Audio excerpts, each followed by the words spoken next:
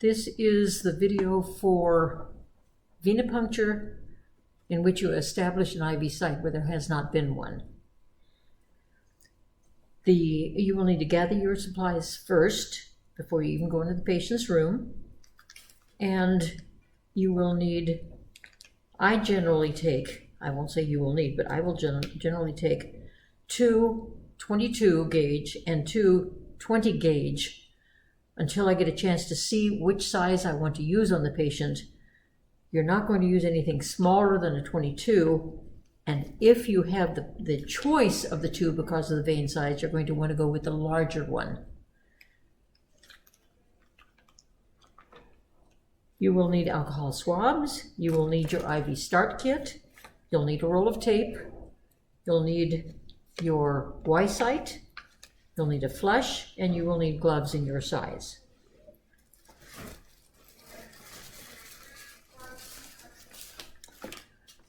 You do the usual things when you come in. You greet your patient, you introduce yourself, you verify the patient's identification. During this time, you can kind of be glancing at the arm and looking at the veins. You notice if the patient has had a previous IV site, and then you're going to wash your hands. Always before you touch the patient, wash your hands. Okay, we'll just use this. And pardon me, I use the nurse's notebook and put a note on the palm of my hand there. Okay.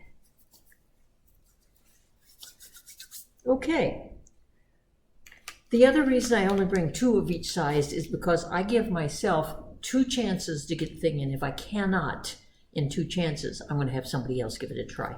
I'm not going to just keep poking that poor patient. All right.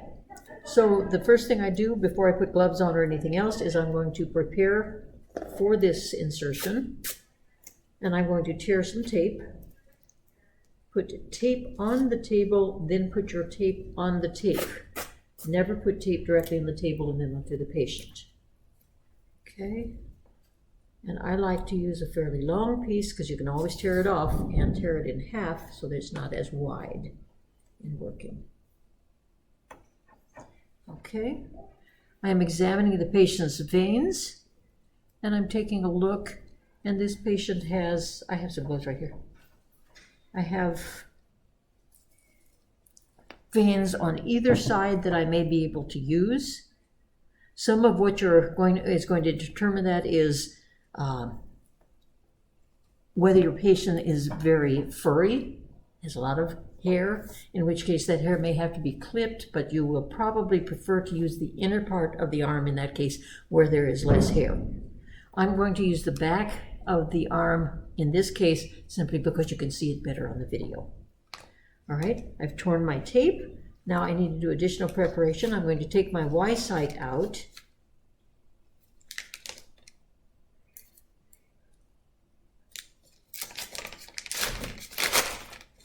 And when it's in here, it will always be unclamped.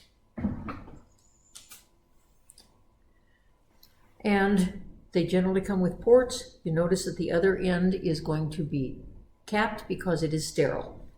And we're going to prime this over the trash. Now, by not touching it, I don't have to clean it first. If this is touched against anything, I will need to clean these ports first. So I am going to prime the line. All right. I'm going to take the syringe off of that one and clamp it off immediately.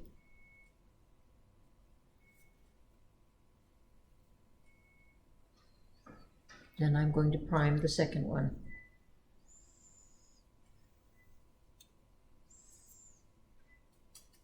And with this one, I'm going to leave the syringe in place. I have decided I'm going to use a 22 on this patient. Although, if possible, I would want to use a 20, and this patient, in fact, has veins large enough to take a 20 easily. Now, in deciding what size to use, you're going to be considering a number of different things. The age of the patient is one, the size of the vein is one, but another is what is it going to be used for? For example, for blood, you must have at least a 20, if not larger. For viscous fluids, you're going to want the largest size you can get in.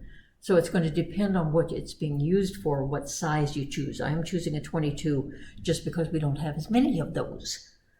Or we have more of those. All right, so I'm going to open my kit.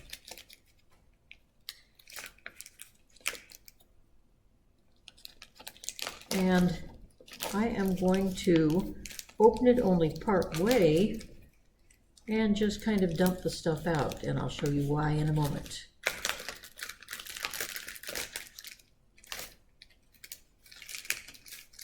Okay, inside of this is still sterile. So I can set it down, take the cap off this, and put the end of this into that sterile thing.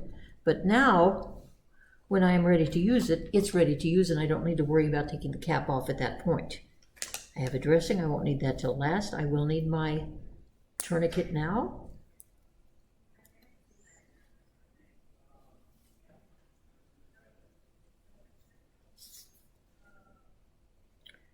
In some kits, you will have a small chlorhexidine swab. In this one, we do not. All we have is an alcohol prep and an iodine prep. Okay.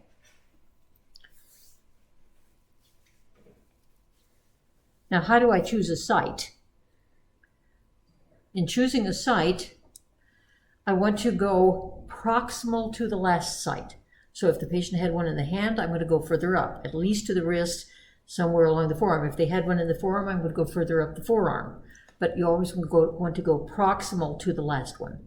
You want to determine it by the size of the vein. Is there a good vein there? Is it nice and straight? Are there a lot of bifurcations where you would have problems with valves?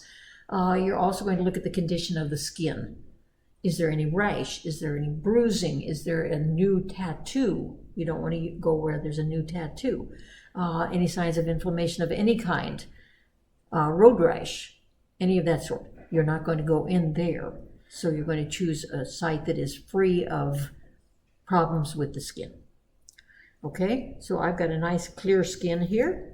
And the next thing I'm going to do is put on my gloves, and I'm going to clean the skin. Now, there is some option as to when you put on your gloves here. You can wait until just before you are ready to insert the needle. I like to have the gloves on as soon as I am going to be touching the patient. And here I'm going to clean, and therefore I'm putting my gloves on.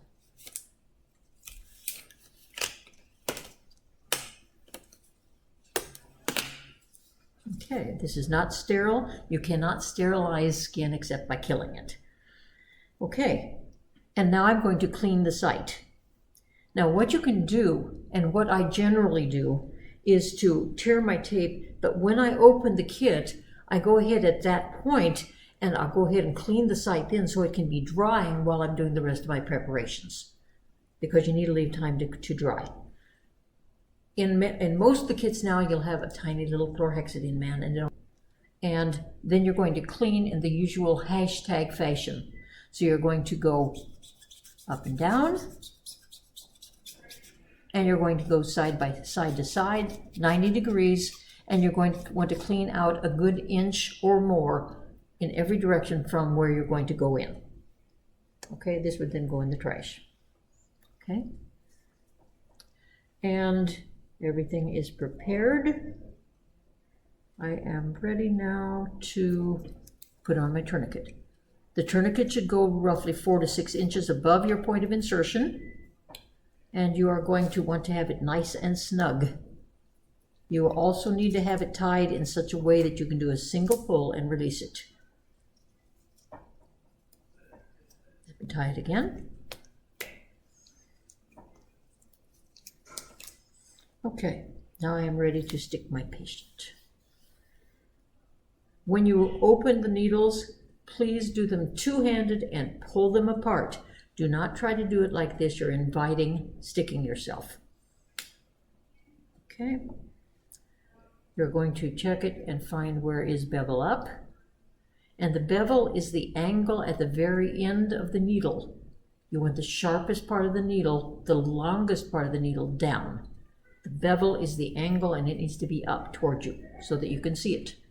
Okay? You're going to come in, and you're going to come in at a 30 to 45 degree angle depending on how deep the vein is.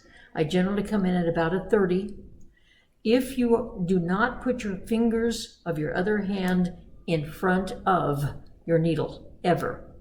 If you need to have something to do with that hand, especially if your patient is older and has loose skin, come behind where your needle is going to go and pull the skin taut in order to go in.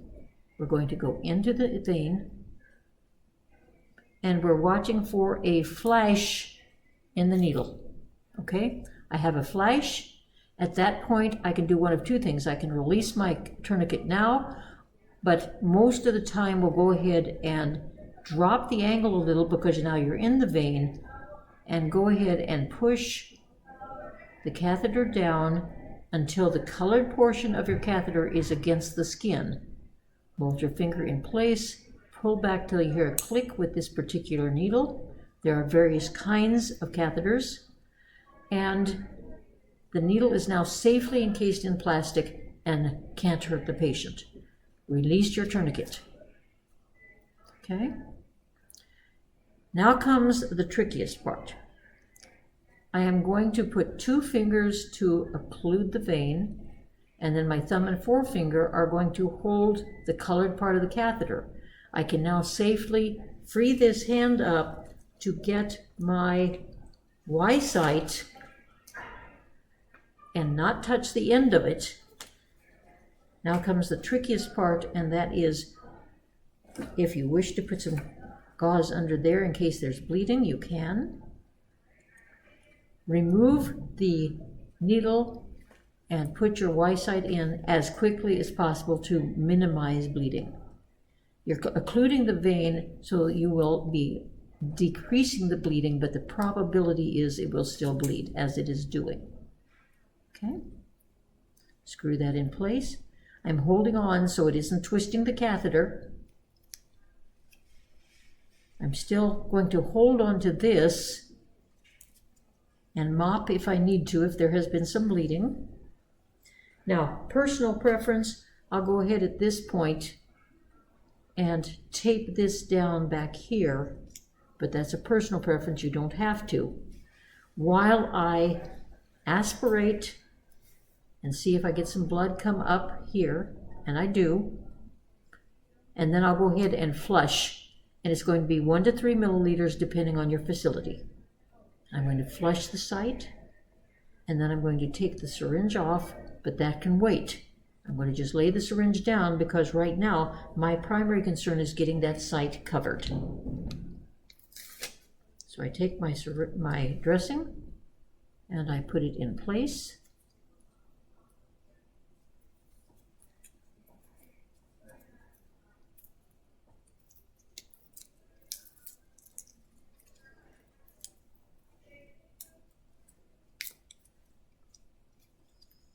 I can label my site.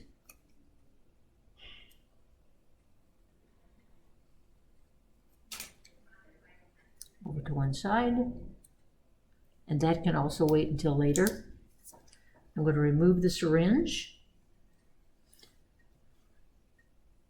And if this is not going to be used right away, I'm going to clamp it off. You never leave a site unclamped that is not in use. Then I'm going to bring this up to the side and I'm going to use the other piece of tape to tape these in place, and it doesn't matter which side you come on. I want to tape in such a way that I do not block the point of insertion. So I'm going to come up at an angle here and hold those in place so I can still see the point of insertion. And we're done.